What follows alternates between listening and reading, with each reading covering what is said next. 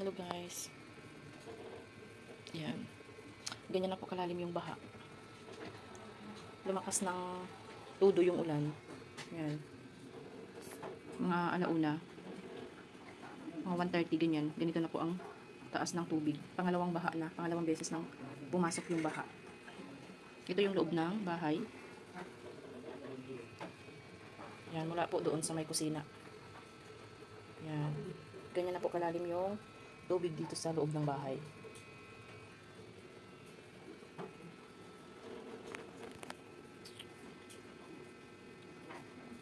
Ano yan siya, yung alcohol. Yan. Hindi ko binuksan yung pinto para yung dumi hindi pumasok. Kasi nung unang baha, yung mga putik pumasok sa loob. So yan, hinayaan ko lang na mag-close yung pinto para kahit ano tubig lang yung papasok.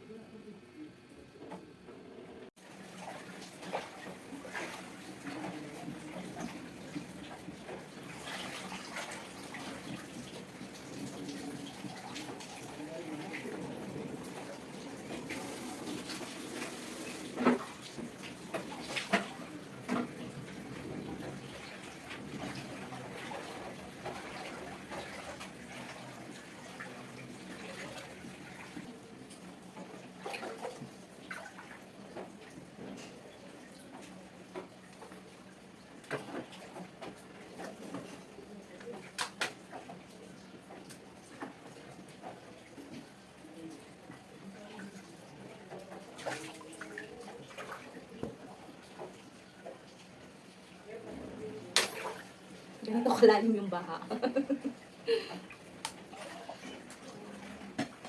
Yan. So guys. Yan.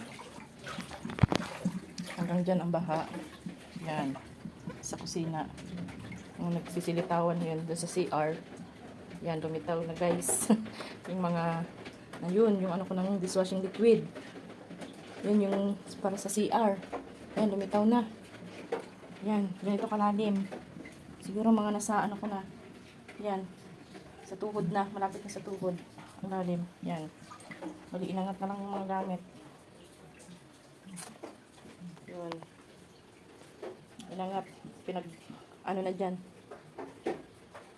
Diyan natin inumpok-umpoklat yung gamit. Yan. Yan, hindi ko na inangat. Ganyan kalalim ang tubig. Mga ano na to, 3 beses na. Mas malalim ngayon. Kumpara nung kaninang madaling araw na mas ano, ang level kagabi sa tubig, mga ganito lang. Nandiyan ang level. Pero ngayon, tumaas na, umabot na dito. Mas malalim ngayon ang ano, baha. Sa pangatlong ano, attempt na ng baha. So yun sa labas, pakita ko sa inyo. Yan. Para na siyang dagat.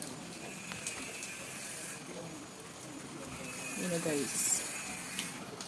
Yan yung e-bike, tinaas na. Hindi ko lang binuksan yung pinto para yung lupa hindi papasok dito sa loob ng bahay. 3 beses ako naglimas, pangatlo ngayon. Yan.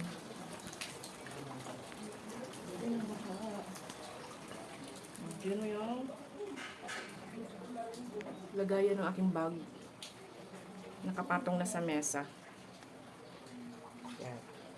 Wala ka nang makikita ang gamit na nakatiwangwang kasi niligpit na. Yun. Niligpit na yan. Yan na lang ang natitira. Yung gamit sa kusina. Kasi nandun na sa taas yung iba. Inangat na. Yan. At saka ito na lang. Yan na lang.